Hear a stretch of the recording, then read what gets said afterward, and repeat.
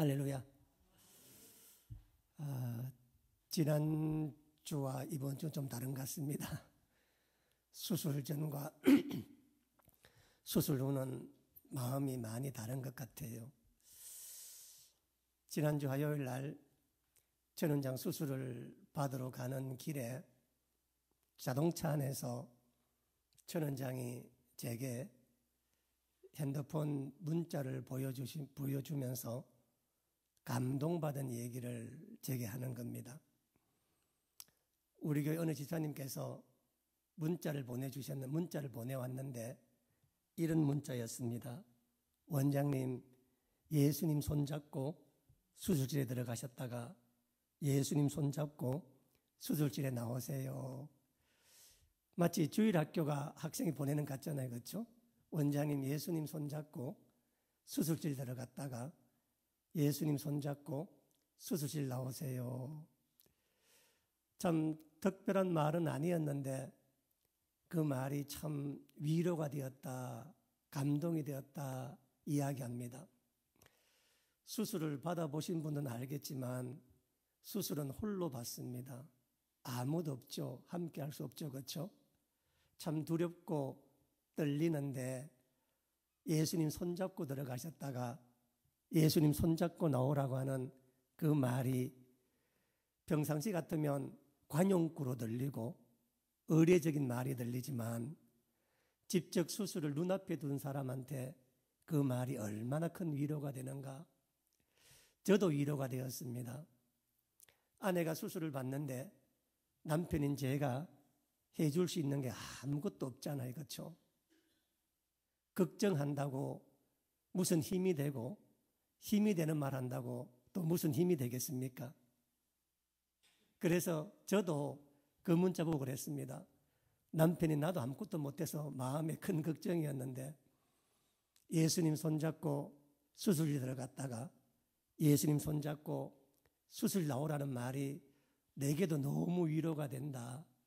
남편이 내가 손잡고 못 들어가지만 예수님께서 당신 손을 잡고 들어갔다가 손잡고 나올 거다. 이렇게 함께 나누었는데 위로가 되었고 어제 제게 그런 말이에요. 정말 수술실에서 예수님께서 내 손을 잡고 있는 그런 마음과 그런 위로가 있었다. 그래서 수술이 참 잘한 것 같다라는 얘기를 하더군요.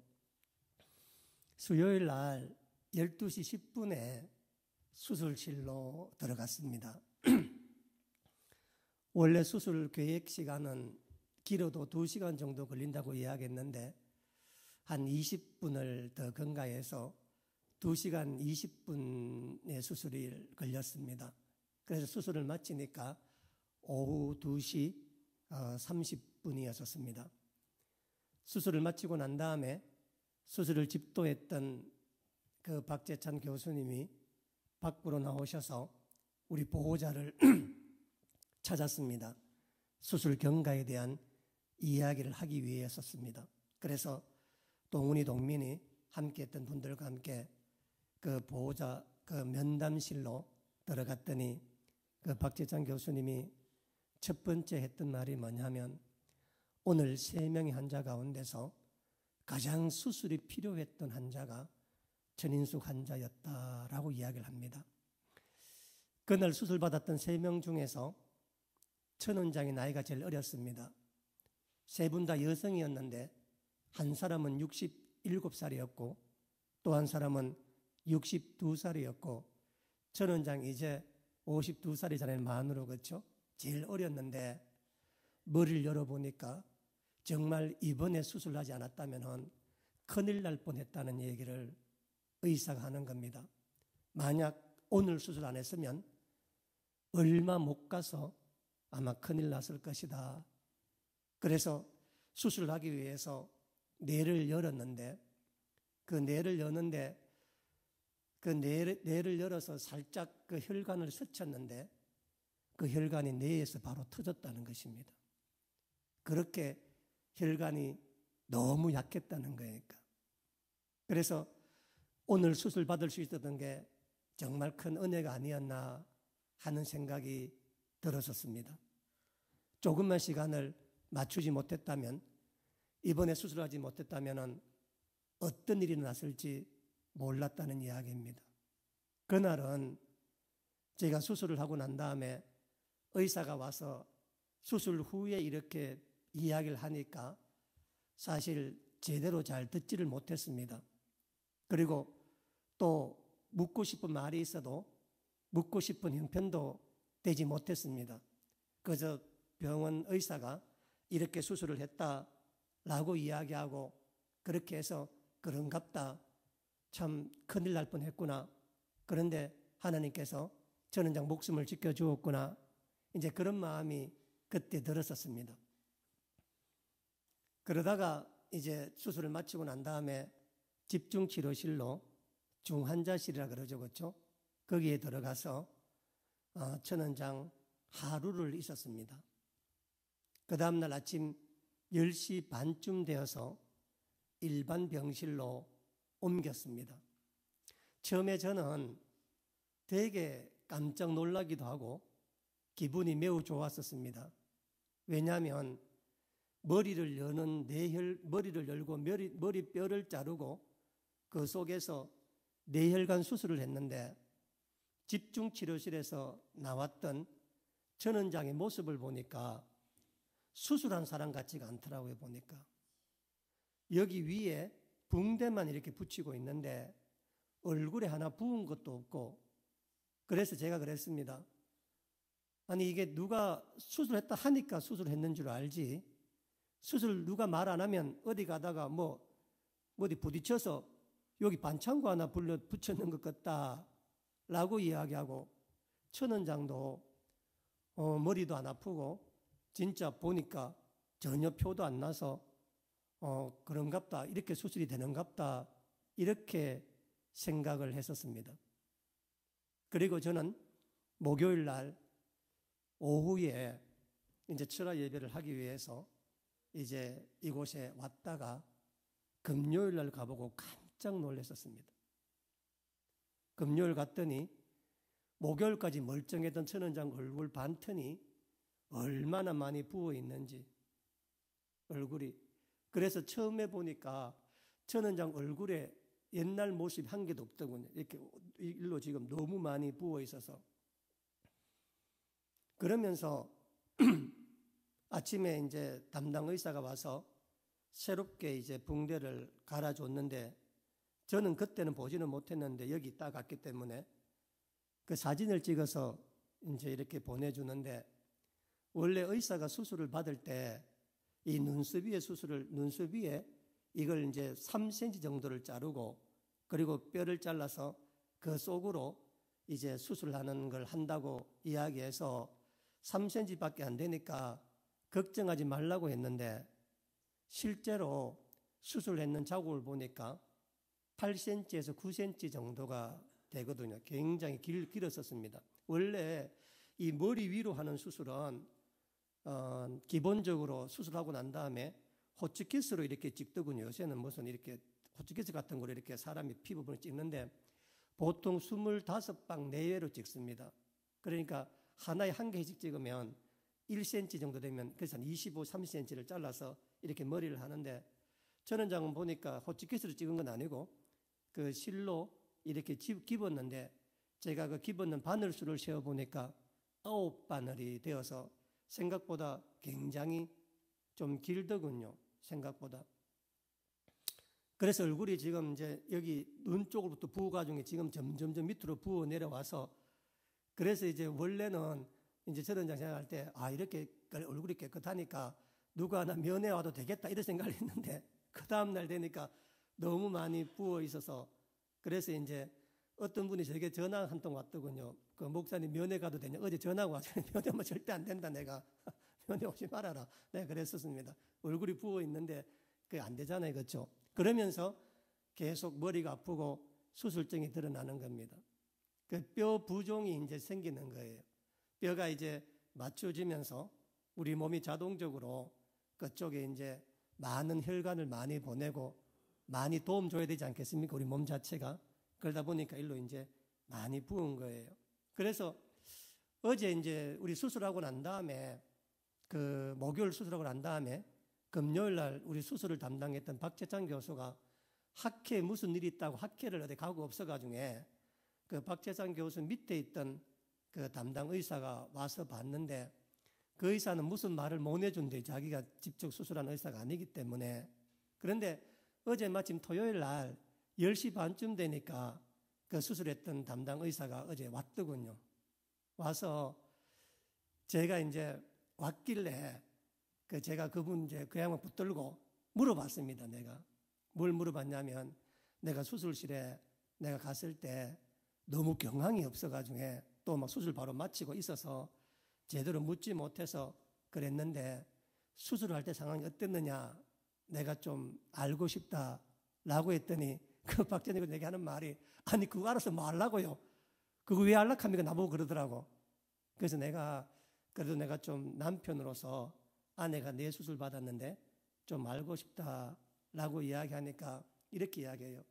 제가 이러면 설명드렸잖아요. 그렇죠? 이 수술이 이 코일색전술 수술로 가면은 허벅지에서 다리로 동맥 뚫러서 그 안에서 카타케라는 거 넣잖아요. 우리 김준희 시사님이 최근에 받았다고 이야기하더군요. 그곳에 가보면 이렇게 머리 안에 뇌혈관 까리가 생기면은 그 까리 사이에 백금을 넣어서 더 이상 피가 못 들어가게 하는 겁니다. 그런데 이 머리를 열고 하는 수술은 뭐냐면은 꽈리 모양이 그 백금을 넣을 수도 없고 하나 넣어가 되지 않는 이렇게 꽈리 모양이 안 좋은 경우에는 직접 머리를 열고 수술을 해야 되는데 이 꽈리가 풍처럼 생겼으면은 생긴 요 혈관과 생긴 부부 사이에 요 사이에 티타늄으로 만든 쇠고리가 있답니다. 그 쇠고리를 고기에 딱 집어 넣어서 그 혈관을 묶어서 더 이상 그 혈관 그 꽈리 속으로 피가 올라가지 않도록 막으면 피가 안 들어가니까 현재 있는 그대로 상태로 머물고 터지질 않지 않습니까? 그렇죠? 그래서 박재단 교수 하는 말이 자기 경험으로는 절대 안 터진대요, 머리 안에서. 왜냐하면 대부분 다 혈관이 있어서 또 정밀하게 하기도 하지만 그렇게 묶는데 이게 터진 경우가 자기한테도 되게 드물고 낯선 경우였다고 이야기하더군요. 그래서 그거를 이제 만들기 위해서 그 티타늄을 만들기 위해서 그 수술 도구로 만지는데 터졌다는 겁니다. 그 말은 뭐냐면 몇 번 그 말 하더라고요. 운이 정말 좋았다고. 이렇게 운이 좋을 수가 있냐고 나보고 이야기하더라고요. 자기도 나이가 젊었기 때문에 당연히 이렇게 될 줄로 몰랐다고 이야기를 하더라고요. 그래서 이제 그 이야기를 이제 하면서 그래서 제가 자세하게 이야기를 듣게 되었었습니다. 그래서 터져서 만약에 그냥 놔뒀었으면 며칠 뒤에 어떻게 될지 아무도 모르는 것이고 터지게 되면은 반은 죽고 반은 식물인간입니다. 둘 중 하나뿐입니다. 선택지가. 만약에 그렇게 되었다면은 어떻게 되었겠습니까? 그래서 다시 한번 내가 그 의사의 말을 들으면서 참 하나님께서 로뎀나무 아래에 있었던 엘리야를 머리를 어루만져 주었던 것처럼 참 만져 주은 게 아니겠는가 하는 생각이 들었었습니다. 처음부터 천 원장이 머리 여는 수술은 생각지 않았습니다. 처음부터 이 눈썹 위에 자르는 수술을 생각했거든요. 그 이유가 뭐냐면 천 원장은 빨리 선교센터 강단에 복귀하고 싶어 했었습니다. 머리 위를 열면 최소 6개월간 아무것도 못 합니다. 비행기도 못하고 아무것도 못하고 서지도 못하고 6개월간. 그래서 그 실제로 머리 위에 잘른 사람들 보니까 고통이 이만저만이 아니니까 머리 잘랐는 거 보니까. 그래서 보통은 이 머리 위에 잘랐던 사람들은 대부분 다 대학병원에서 퇴원을 하고 나면 일반 요양병원이나 일반 병원에 가서 1주, 2주들을 더 치료를 받습니다. 집을 하지 않고 이게 너무 안 좋아서. 그래 봤는데 천 원장은 처음부터 보니까 한 1개월만 하면 복귀할 수 있겠다. 자기 나름대로 검색해 보더니 그래서 빨리 강단에 서서 다시 하나님 일을 해야 되겠다. 그래서 했는데 제가 보니까 이 잘랐는 부분도 그렇고 부은 부분도 그렇고 또 그 두통이나 어지럼증이나 아마 이런 부분으로 봤을 때 아마 최소 5월 달은 넘어야 아마 강단에 복귀하는 게 아닌가 제가 그랬습니다. 이 수술 후에 몸을 어떻게 회복하느냐에 따라서 남은 사역이 결정되고 남은 인생이 결정이 된다. 급한 마음에 했다가는 더 큰 후유증이 생기고 또 후유증이 생기면 그 뒷감당하기가 힘들잖아요. 그렇죠? 그래서 2보 전진을 위한 1보 후퇴를 하는 거니까 이번에 어떤 경이 있더라도 편하게 해서 이 깨끗하게 다 치료하는 것이 훨씬 더 중요하다라고 이야기를 했었습니다. 이번에 제가 전원장 수술을 받으면서 또 어제 그 박재창 교수 만나서 함께 이야기하면서 또다시 드는 말씀이, 은혜가 되는 말씀이 뭐냐면 우리가 다 잘 아는 로마서 8장 28절의 말씀입니다. 이렇게 이야기합니다. 사도 바울이 우리가 알거니와, 이 말은 뭐냐면 내가 100% 안다는 뜻입니다. 사도 바울이 내가 살아보니까, 내가 경험해보니까, 내가 주님과 함께 인생을 돌아보니까 내가 100% 자신 있게 말한다는 거예요. 우리가 알거니와, 이게 안다고 하는 말은 내가 100% 확신 있게 말한다는 뜻입니다. 하나님을 사랑하는 자, 자기 스스로 하나님을 사랑한다고 믿고 있는 사람은, 또 하나님의 뜻에 따라 부름받은 사람들, 내 스스로 하나님께서 나를 불렀다고 믿는 사람은 그가 어디에 있든 어떤 일을 당하든 그 모든 것들이 합력하여서 네게 선을 이루도록 만드는 것을 내가 살아보니까 100% 확신한다. 네도 그 말을 믿어라, 이 말입니다. 나는 남들이 볼 때 믿음이 없어도 좋아요. 그렇지만 내 기도할 때마다 하나님, 나는 정말 남만큼 믿음은 없지만 내가 하나님 사랑하는 거, 그 믿음 내가 갖고 있습니다. 내가 이렇게 살아가지만 하나님께서 계획하심과 뜻에 따라 나를 부르신 것을 내가 믿습니다. 이렇게 스스로 고백하는 자는 하나님께서 세상 어떤 악인가 있더라도, 세상 어떤 절망 가운데 있더라도, 세상 어떤 고통 가운데 있더라도 그 모든 것들을 합력하여서 나를 위해서 아름답게 복으로 선으로 만들어준다는 것을 사도 바울이 100% 확신한다. 너희가 알아라. 그래서 그 말씀이 얼마나 위로가 되는지 몰라요. 제가 목요일 날도 말했지만 누가 나보고 그런 말, 사람들, 내 주변 사람들 중에서 우리 형님도 내게 그렇게 몇 분 내게 구원했는데 뭐라고 이야기했냐면 왜 서울에 있는 병원에 안 갔냐고 나보고 이야기합니다. 왜 서울에 큰 병원 가야 되지? 왜 대구에 있는 경북대학교 병원에 갔느냐? 다른 수술도 아니고 머리 여는 수술인데 당연히 큰 병원에 가서 거기서 잘해야 되는 게 아닌가? 참 많은 사람들이 내게 그렇게 권하고 이야기를 했었습니다. 제가 지난 목요일 말씀드렸지만 제가 경북대학교 병원 간 것은 경북대학교 병원이라 간 게 아니에요. 그냥 제가 검진받았던 닥터스 영상의학과 병원 바로 길 건너편에 경북대학교 병원이 있었고 그 의사도 우리 보고 아니 마침 저 건너편에 경북대 병원이 있으니까 그거 한번 가보시라고. 내가 만약 성서에서 병원 갔다면 계명대학교 갔을 겁니다. 아마 대명동에 있는 병원 갔으면 영남대학교 병원에 갔어요. 그러니까 저는 무슨 경북대학교 병원이 더 낫고 못하고 어디가 더 좋고 하고 그런 게 아니라 하나님께 열어주는 대로 내가 찾아간 것이 아닙니다. 하나님께서 마침 그 병원 앞에 오셔서 그곳에 갔는데 의사도 우리가 정한 것이 아닙니다. 그런데 의사를 정하고 나중에 보니까 이 박재찬 교수가, 여러분 이 박재찬 교수가 우리나라 최초로 눈썹 위에 수술을 개발한 분이거든요. 이 이야기가 국제의학지에 많이 실렸습니다. 그런데 이분의 이 눈썹 위에 수술을 공식명으로 뭐냐면 키홀 수술이라고 이야기합니다.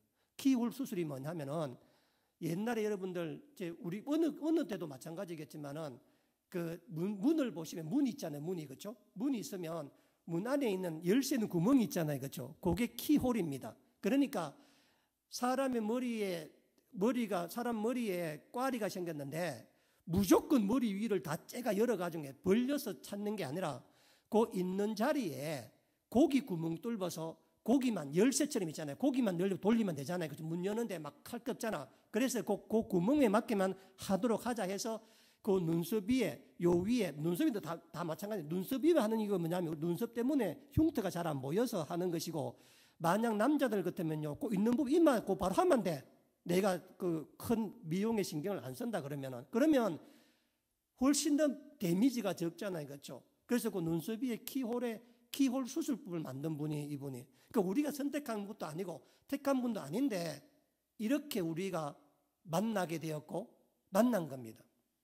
만약 우리가 서울 아산병원에, 지금 우리나라 제일 좋은 병원이 서울 아산병원이잖아요. 그렇죠? 특히 이 뇌동맥류 수술에서는 서울 아산병원이 제일 낫다고 이야기합니다. 그런데 내가 만약 서울 아산병원 갔으면은 제가 무슨 하늘을 움직이는 백이 없다면은, 무슨 의사를 아는 무슨 특별한 백이 없다면은 기본 8개월입니다. 8개월 안에 내가 수술 받을 수가 없어요. 가보면 있잖아요. 그러면 8개월 뒤에 오라고 어떻게 돼서 상상해 보세요. 그 안에. 그래서 지금 생각해 보면은 어느 병원이 가장 좋은 병원이 아니라, 어떤 의사가 가장 좋은 의사가 아니라 하나님께 우리에게 붙여주는 병원이 좋은 병원이고 하나님 만들어 가시는 게 가장 좋은 병원입니다. 여러분, 합력하여 선을 이룬다고 이야기할 때 어거스틴은 이렇게 말합니다. 이 말이 무슨 말이냐?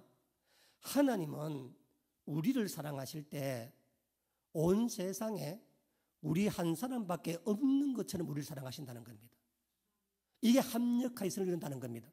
하나님 날 사랑하시는데 내 형편이 안 좋아, 내 삶이 어려워, 힘들어. 그렇지만 세상에 나 혼자밖에 안 살아. 그러면 하나님께서, 세상의 창조한 하나님께서 피조물인 사람 네 혼자밖에 안 사는데 네 혼자를 어떻게 하나님께서 책임져 주시지 않겠는가? 그래서 내가 하나님을 생각할 때, 내가 하나님을 믿을 때, 하나님을 떠올릴 때 그 하나님의 모습이나 느낌이 나를 무슨 심판하고 나를 나무라고 나를 야단치는 하나님을 떠올리면 안 됩니다. 위로하시고 힘주시고 함께 하시는 주님으로 기억해야 됩니다. 요한복음에 보면 예수님께서 첫 번째 행했던 기적이 가나의 혼인잔치에 물을 포도주로 바꾸는 기적입니다. 이 기적이 왜 중요한 기적이냐면, 보세요. 지금 잔치가 벌어졌는데 잔치집에 굳이 포도주가 없어도 잔치가 돼요, 안 돼요? 돼요, 안 돼요? 됩니다. 무슨 그 잔치집에 지금 음식이 떨어져가, 아니면 뭐 잔치집에 뭐 지금 없으면 안 되는 뭐가 되는 게 아니고, 포도주라고 하는 것은 있으면 좋고 없어도 그만인 기호식품이잖아요. 그렇죠? 그게 없으면 무슨 잔치가 다 망해지고 못하고 신랑이 죽고 뭐 그런 게 아니잖아요. 그렇죠? 포도주라고 하는 것은, 제가 무슨 말씀이에요? 우리 하나님은 우리에게 기도에 응답하실 때 꼭 죽고 사는 문제에 응답하시는 분이 아니에요. 우리한테. 우리가 포도주 그렇게 안 급한 것도 그 주님을 사랑하는 자들이 기뻐하지 아니할까 봐, 주님 사랑하는 자들이 잔치에 근심할까 봐 그거조차 챙겨주시는 분이라. 그거조차. 그러니 그렇게 챙겨주시는 그 하나님께서 우리 인생을 왜 안 해주겠습니까? 무슨 꼭 안진병 일으키고 무슨 죽은 사람만 살리고 눈먼 자만 뜨는 그런 무슨 막다른 골목에 가는 그런 일만 하시는 주님이 아니에요. 그러니까. 그래서 여러분들 취미 활동도 도우시는 주님께서, 여러분들 기호도 다 도우셔 이야기하시는 하나님께서. 그런데 그렇게 하신 하나님께서 왜 합력하여 선을 이루지 않겠느냐 하는 것입니다. 지난 1월 달에 필리핀을 다녀왔습니다. 2016년부터 우리 베들비전 선교센터에 필리핀 교회 건축과 필리핀 땅 매입을 준비하면서 우리 선교위원회 모임을 가졌습니다. 그래서 그 선교위원들이 물질로, 몸으로, 기도로 다른 분들도 다 함께 하셨지만은 더더욱이 많이 하셨고, 그래서 우리 건장로님이나 우리 황 집사님 같은 분들이 가셔서 현장에 직접 가서 일을 했던 이유가 뭐냐면 바로 그분들이 선교위원이었기 때문에 그렇습니다. 필리핀 1차 건축이 마무리되고 난 다음에 선교위원회를 해단식을 가졌습니다.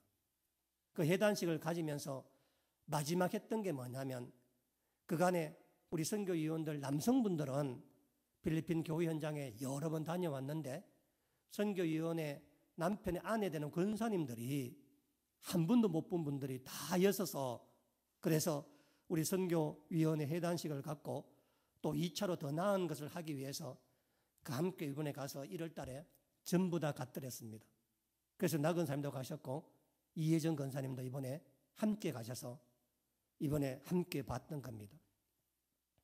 그런데 1월 17일 날 돌아오는 날이었습니다. 1월 17일 날이었던 것 같아요. 16, 17일인가 새벽에 부산에 있는 김해공항에 도착을 해서 제가 늘 도착하고 나면 안 잊어버리면 항상 이신우 장님이 전화합니다. 잘 왔다고 내가.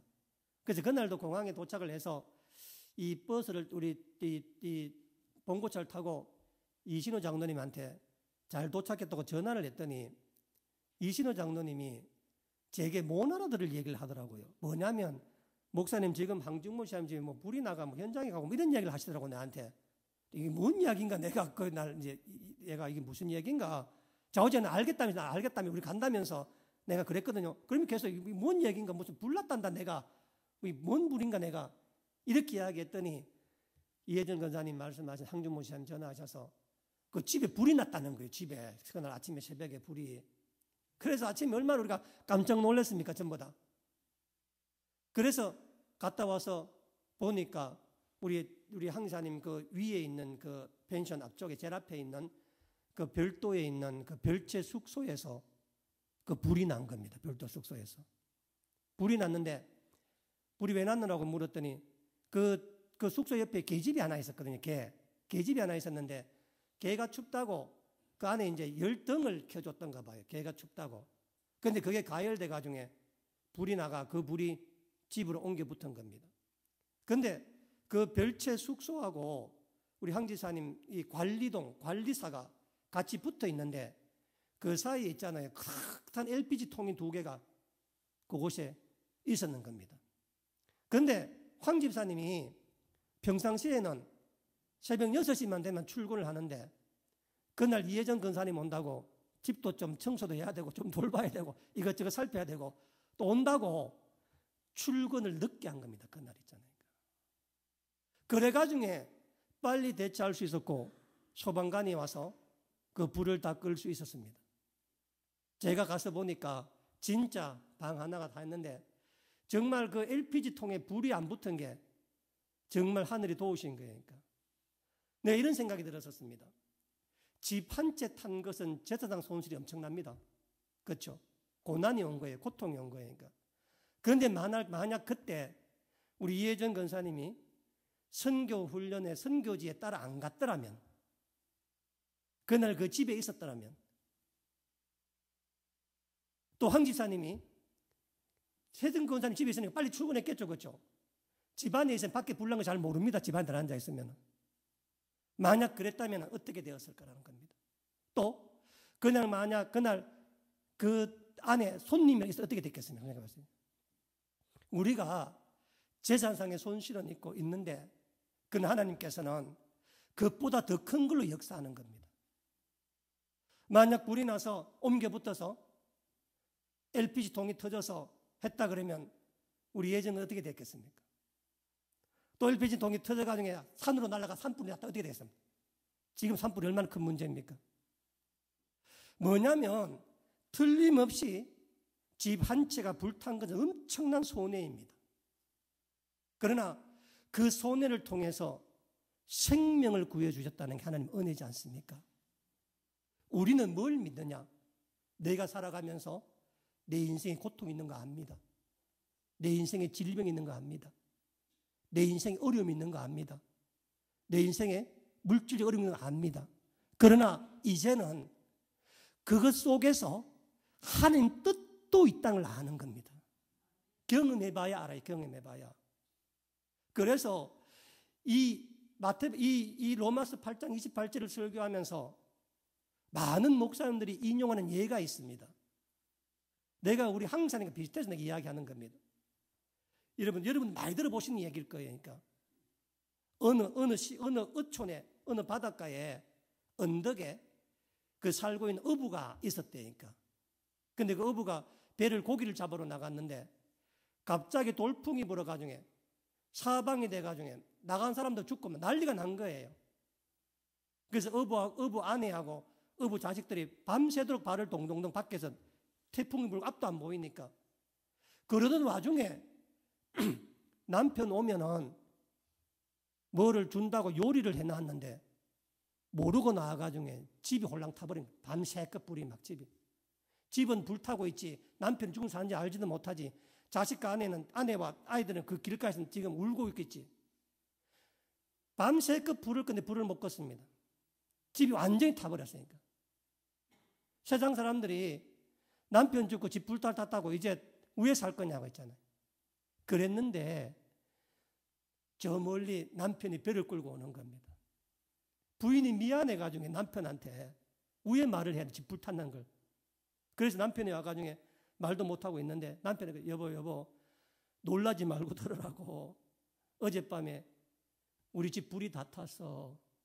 불이 다 탔다고 미안하다고 했더니 남편 하는 말이 어젯밤에 안개 속에 길을 잃고 헤맸는데 그때 불을 봤다는 게 불을. 멀리 불이 진짜 기도 안에 막 불이 하나 보이더래. 그래서 밤새 그 불만 보고 왔다는 거예요. 그 불만 보고. 무슨 얘기냐면은 불이 타는 거 얼마나 큰 손해라.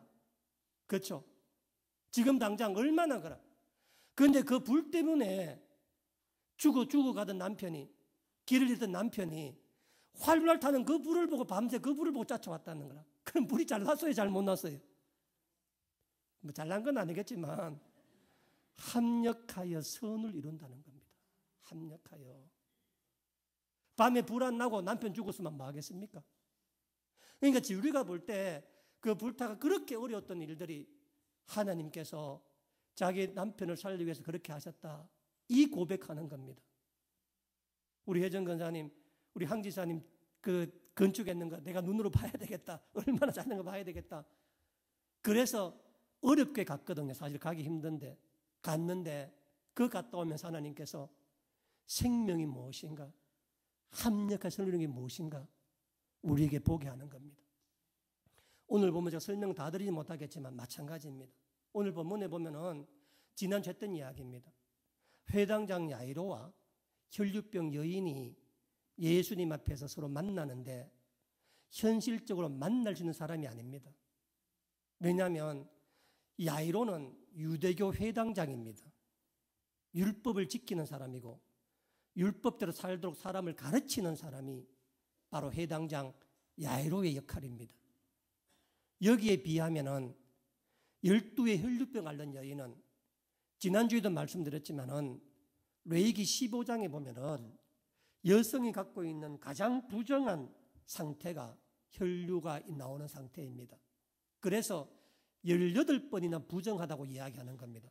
다시 말해서 이 해당장 야이로와 이 혈류병 여인은 정상적인 삶 가운데서는 절대로 만날 수도 없고 만나서도 안 되는 사람들입니다. 왜냐하면 율법을 지켜야 되는 사람과 율법을 지킬 수 없는 사람이 어떻게 한데 만날 수 있겠습니까? 그런데 이 두 사람이 평상시 같으면 원수 같은 사람이죠. 그렇죠?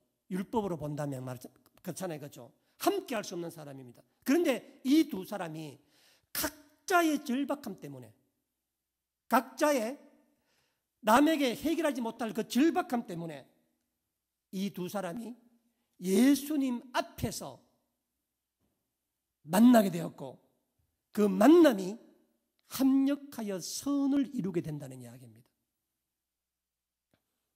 회당장 야이로는 아마 오늘 본문에 나오듯이 자식이 안 아팠다면 절대 예수님께 안 나왔을 겁니다. 자기 몸이 아파도 안 나왔을 거예요. 그러니까. 왜? 회당장, 유대교 회당장이니까. 유대교와 예수님은 상극의 사이였었습니다. 예수님 만나러 가는 순간 자기의 모든 지위와 명예와 체면과 삶을 다 잃어버립니다. 그런데도 12살 된 어린 딸이 숨이 넘어가고 있는데 그것을 바라보는 그 부모의 마음이 어떻겠습니까? 여러분, 옛말에 부모가 죽으면 산에 묻고 자식이 죽으면 부모 가슴에 묻는다는 말이 있습니다. 저는 지금까지 한 번도 그런 경험 해보지 못했는데 이번에 천은장 바라보면서 저 또한 그런 마음이 참 애련한 마음, 애틋한 마음, 짠한 마음이 들더라고요. 그럴 리 없겠지만은 천이 하나 만에 하나 천은장이 수술실에서 잘못 돌아가면 나는 어떻게 살고 동이 어떻게 살 것인가 하는 생각이 들더라고요. 그냥. 그런데 어린 자식이 죽으면 부모 가슴에 묻으니까. 난중일기를 보면 이순신 장군 있잖아요. 그 전쟁통에 셋째 아들 이면이라고 하는 아들이 있었습니다. 이면이 일본군과 창렬하게 싸우다가 일본군 칼에 맞아 죽거든요. 셋째 아들이 죽었다는 말을 듣고 이순신 장군이 난중일기에 이렇게 써놨습니다. 나도 모르게 낙담하여 목소리가 나오질 않는구나. 통곡하고 또 통곡하도다. 하늘이 어찌 이렇게 어질지 못할 수가 있는가. 내가 죽고 네가 사는 게 올바른 이치인데 네가 죽고 내가 사니 이런 어그러진 이치가 어디 있는가. 천지가 캄캄하고 햇볕도 변하는구나. 슬프다 내 아들아. 나를 버리고 어디로 갔느냐. 남달리 영특하여 하늘이 이 세상에 머물러 두지 않은 것이냐. 내가 지은 죄로 화가 네 몸에 미친 것이냐. 이제 내가 세상을 살아본들 장차 누구에게 의지할꼬. 슬퍼 울부짖을 뿐이구나. 하룻밤 지내기가 1년 같구나. 아 슬프다. 네 작은 아들아 나를 버리고 어디로 갔느냐. 13척의 배를 갖고 300척이 넘는 왜군 앞에서도 눈 하나 깜짝하지 않았던 이순신 장군입니다.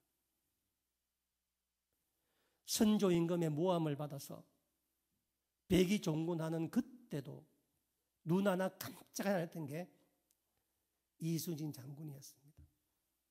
그런데 자기 셋째 아들이 죽었다는 말을 듣고 이 통곡을 하며 앞으로 내가 어찌 살 것인가 그랬다는 겁니다. 그러니 회당장 야이로가 12살이라 키운 어린 딸이 자기 품에서 죽어가고 있는데 이 절망감, 이 절박함, 그 딸 목숨을 구할 수 있다면 자기 죽은들 뭐가 되겠는가. 내 딸이 죽어가고 있는데 회당장이라니, 자존심이라니, 체면이라니. 그래서 그 예수님 이제 항구로 들어오셨거든요. 대가볼리 지역에서. 항구는 사람이 늘 많잖아요. 배 타고 왔으니까. 목적된 아닙니까? 그곳에 쫓아가서 그 수많은 사람들이 다 보는 앞에서 공개적으로 무릎 꿇고 간청했다는 겁니다. 성경에 보면 말이죠. 예수님께서 누군가의 간청을 들으면 바로 잘 안 움직이세요. 그러니까. 요한복음 11장에 보면은 예수님께서 성경에서 가장 사랑했던 사람 중에 나사로와 마리아 마르다 자매가 있었습니다. 부모 일찍 죽고 이 남매들이 살고 있어서 베다니에 예수님께 예루살렘 갈 때마다 나사로 집에서 머물렀거든요. 사랑하는 자라고 이야기했고 마르다와 마리아 자매하고는 예수님께서 가족처럼 지냈다고. 요한복음 11장에 보면 어느 날 나사로가 중풍병에 걸려 죽게 되었습니다. 그래서 이틀 거리에 있던 예수님에게 사람을 보내서 마르다 마리아가 지금 급히 와달라고 사람을 보냅니다. 그런데 요한복음에 보면은 예수님께서 그 말씀을 이틀을 더 유합니다. 가지 않습니다. 나중에 마르다 마리아가 원망합니다. 주님 일찍 오셨다면 내 오라버지 죽지 않았을 텐데. 예수님께서 누구 말을 들었을 때 뭘 물어보고 잘 안 가요. 그런데 이 야이로를 보면서 예수님께서 아무 말씀도 하지 않고 바로 일었습니다. 왜? 그 아버지의 마음, 딸을 향한 그 아버지의 마음 얼마나 급했으면 회당장 야이로가 무릎 꿇고 공개적인 자리에서 이렇게 할까? 그런데 여러분, 세상 일이 내 마음대로 안 됩니다. 예수님이 도우셔도 안 돼. 예수님에게 집으로 오는데 지난주에 중간에 누가 들어요? 혈류병 여인이 끼어듭니다. 예수님이 지체한 게 아니야, 이번에는. 예수님이. 혈류병 여인이 집 문제 때문에, 혈류병 여인도 12에 날았으니까 이제 죽기 살기로 온 겁니다. 그러니까 야이로만큼이나 절박한 사람이라. 그러면 야이로 입장에서 봤을 때는 자기 딸도 절박하지만 12에도 얼마나 절박해요. 예수님께서 저 환자를 고치는 것도 맞는 거야. 그렇지만 야이로 입장에서 봤을 때는 뭐예요? 가슴이 무너내리는 거잖아요. 그렇죠? 왜냐하면 저 부정한 여인 때문에 집에 들어앉아 있어도 왜 돌아다녀가 내 일을 막느냐. 또 예수님 치유해 준 것이 기쁜 일이지만은 자기 딸이 급하잖아요. 지금 죽어가고 있는 거잖아요. 그렇죠? 그러니까 막 예수님께서 이야기를 하고 난 다음에 계속 이야기하는 거야. 그러면서 우리 35절 말씀 한번 35절에 아직 예수께서 마가음 5장 35절입니다. 아직 예수께서 말씀하신 누구냐면 그 혈류병 여인과 고쳐 계속 이제 막 이야기 나누는 거야. 대화를. 자기는 막 해당장은 막 마음이 급해 죽겠는데 이야기하실 때 줄치 넣으세요. 했을 때 해당장의 집에서 사람들이 와서 줄치 해당장이 이르되 생각하기도 싫은 가장 끔찍한 일이 일어나는 겁니다. 지금 예수님 옆에서 해당장이 지금 막 빨리 가야 되는데 막 하는데 해당장은 예수님은 계속 그 여인과 이야기를 나누고 있는 거야. 여인과. 그래서 예수님이 그 여인과 말씀하고 있을 그때에 회당장 집에 있는 사람들, 그러니까 자기 가족이든지 집에 부리는 사람이겠죠. 그렇죠? 와서 회당장에게 이르되 당신의 딸이 죽었나이다. 이제 저 예수님 집에 데리고 갈 이유가 없습니다. 이야기하는 겁니다. 여러분, 지금 이 회당장이 얼마나 마음이 애른지를 아는데 지금 이 사람들이 와서 집에 사람들이 와서 그 사람 많은 자리에서 딸이 죽었다고 말하는 게 헛된 소리 하겠습니까? 의사를 만나서 죽었다는 사망 진단을 듣고 온 거 아니겠습니까? 안 그러고 어떻게 그런 말 할 수 있겠어요? 죽었나이다. 이야기합니다. 36절에 예수께서 그 하는 말을 곁에서 들으시고 보세요. 35절은 회당장이 예수님께서 그 12에 앓는 여인과 말하는 것을 듣고 있을 때 들었던 것이고 35절은 뭐냐면 예수님께서 회당장이 집에서 나온 사람들과 말을 하는 걸 들었다는 겁니다. 듣고 줄치세요.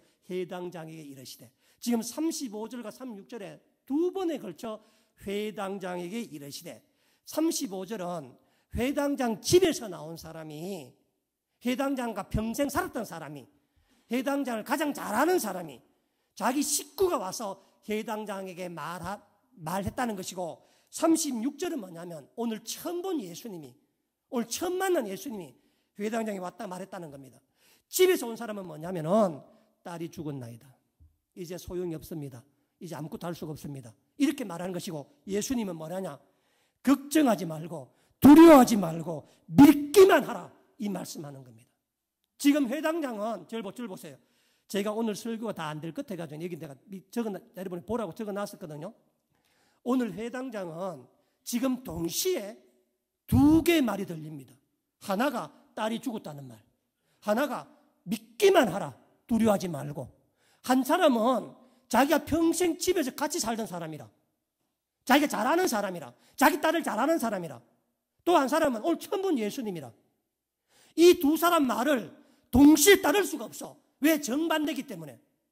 하나는 죽었다고 이야기하고 하나는 믿기만 하라고, 걱정하지 말라고 이야기하는데 둘 중 하나를 들어야 돼. 두 개의 음성 하나를 들어야 되는 거니까. 둘 중에서 여러분 같으면 누구 음성 듣겠습니까? 내 집에서 평생 함께 살았던 집안 식구가 와서 말하는 말을 듣겠습니까? 아니면 오늘 처음 본 예수님께서 와서 그 말을 듣겠습니까? 내용도 딴 게 아니라 죽었다는 거, 내용도 죽었다는 말과 살 수 있다는 말, 어느 말을 듣겠어요? 생각해 보시니까 38절에 보면은 이 회당장은 집에 함께 갑니다. 뭐냐면 이 회당장 그날 처음 본 예수님의 말씀을 따르기로 합니다. 평생을 자기 집에 있었던 사람 말을 안 따라요. 그 이유가 뭐냐? 내가 미루어 짐작컨대 혈류병 여인 때문입니다. 왜냐하면 예수님과 무릎 꿇고 예수님이 오는 길에 몰래 만졌는 거예요. 예수님 그 혈류병 여인이. 뭐라고 말했느냐? 보세요. 34절에 보면은 따라 내 믿음이 너를 구원하였다. 내 믿음이 너를 구원하였다는 말은 우리나라 성경에 완곡하게 번역해 놓은 겁니다. 원어로는 뭐냐면은 너의 믿음이 너를 살렸다는 겁니다. 너의 믿음이. 네 병은 내가 살린 게 아니라 너의 믿음이 너의 병을 살렸다. 그리고 실제로 나은 것을 회당장이 바로 옆에서 예수님과 이 두 연 대화하잖아요. 사람이 워낙 많아가 다른 사람 알아들어 못 알아들어. 그런데 회당장 바로 옆에 있어서 예수님과 여인이 하는 얘기를 듣는 거야. 너의 믿음이 네 병을 살렸다. 안심하라. 가라. 구원했다. 이 말을 들었는 거야. 아하. 여리고성에 있었던 갑자기 이름 생각 안 나나. 소리쳤던 사람이 누구죠? 바디모. 여리고성 바디 소리친 것도 아니고 자기처럼 자기 딸 위에 손에 얹어달라는 것도 아니고 예수님도 몰랐고 누구도 몰랐는데 오직 이 믿음이 만져 살렸다는 겁니다. 아, 나도 믿음이 있으면 살겠구나, 딸이. 여기서. 그래서 평상시 같으면 만나면 안 돼. 부정한 여인이야. 가까이 오는 것도 안 돼. 그런데 그 여인을 통해 합력하여 선을 이루는 거라. 그 여인도 마찬가지라.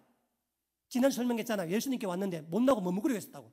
그런데 회당장이 무릎 꿇고 살려달라고 병을 고쳐달라는 게 아니라 하나님처럼 대하니까 회당장 나도 한번 가봐야 되겠다. 그래서 회당장은 그 여인 때문에 믿음을 갖게 되었고 그 여인은 회당장 때문에 믿음을 갖게 된 거라.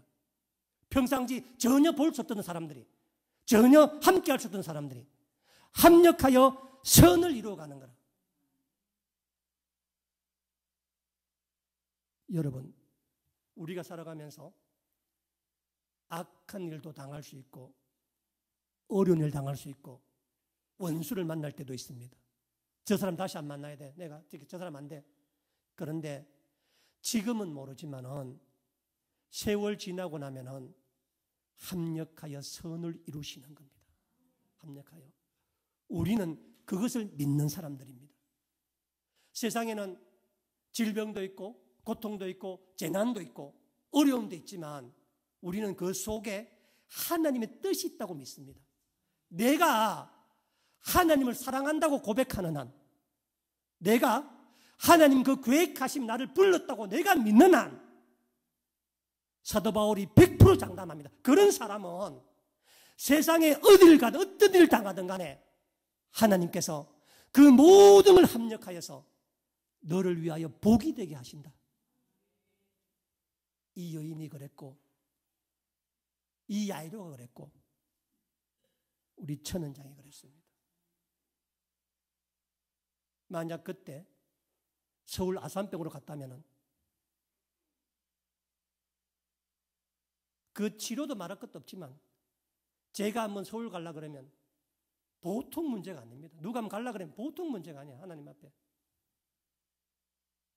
그런데 하나님께서 바로 길 건너편에 우리나라에 이제 키홀 수술을 가장 잘하는 사람을 두게 하셔서 그 사람 만나는데 나보고 그래요. 보자마자 그래. 걱정하지 말래. 아무것도 걱정하지 말래. 내가 다 잘해놨으니까. 걱정하지 말래. 그러니까 의사가 조금 뭘 좀 안 되는 이야기를 해야 되는데 내가 그랬습니다. 왜 이렇게 붓습니까? 하니까 이것도 안 불러 생각했다면서. 그래 이야기하는 거예요. 그러니까 붓고 어떤 사람은 7일 뒤에 붓는 사람도 있대요. 사람은 다 다르대. 다. 그래서 그 전원장은 하루 지나서 수술을 하고 난 다음에 이틀 뒤에 붓기 시작했거든요. 어떤 7일 뒤에 붓는 사람도 있대. 다 다르대. 아무 걱정하지 마시고 붓는 건 낫는다는 증거입니다. 환자 가족도 걱정을 많이 하는데 의사인 내가 걱정하는데 뭘 걱정합니까? 걱정하지 마시라고. 그래서 하는 말이 뭐냐면은 원료를 태워놔래요. 아니 원료를 태워놔라니 여기 태어날 수 있습니까? 그 울려라 보고 신발 다 벗고 집에 가 있어. 집에 가 하랍니다. 머리를 잘랐는데, 머리를 했는데 대신에 당분간은 요양을 좀 하고 쉬고 당분간은 뭘 하지 말라고. 가고 난 다음에 천원장이 나보고 그래 막 야단치는 거라. 나보고 의사한테 언제 비행기 탈지 왜 안 물어봤냐고 나보고. 그래가지고 천원장 가고 난 다음에 이제 우리 이제 의사 다음 오면 의사한테 목록을 적었습니다. 이렇게 비행기 언제 탈 수 있느냐, 뭐 할 수 있느냐 전부 다. 합력의 선을 주시 하나님께서. 그래서 이번에 이 일들을 겪으면서 하나님 살릴 자, 우리 예전처럼 살리잖아 하나님께서. 그렇죠? 예, 살립니다. 여러분 절대 안 죽어. 걱정하지 마이소. 무슨 돈으로 질병으로 고통 절대 안 죽어 하나님께서. 오히려 여러분들이 합력의 선을 주님을 보게 하시는 거. 야이로도 그 절박함 때문에 아들 때문에 딸 때문에 이 여인 자기 몸 때문에 왔을 때 절대 만나서 안 되는 서로 악인 같은 사람이 예수님의 서로서로 믿음을 주고받으며 그 서로서로의 믿음을 바라보며 용기 내어서 예수님께 만나서 살아가는. 오늘 여러분께 두 가지 음성이 있습니다. 안 돼, 어려워, 경제 어려워하는 현실적인 세상 사람이 하는 말, 뉴스만 틀면 나오는 말 버렸습니다. 진짜 무슨 막 온갖 지표 다 대고 막 이야기하잖아. 듣지 마시기 바랍니다. 예수님 들으시기 바랍니다. 살릴 겁니다. 회복될 겁니다. 합력선을 이루실 것입니다. 내가 믿으면 사도 바울이 100% 보장한다. 안 되면 나한테 와서 물어라. 우리가 알거니와 내가 알거니와 하나님을 사랑하는 자, 하나님의 뜻에 따라 부름 받은 자는 모든 것이 합력하여 선을 이루게 하시느니라. 내가 안다. 이 믿음을 사용하면 축원합니다. 기도하겠습니다.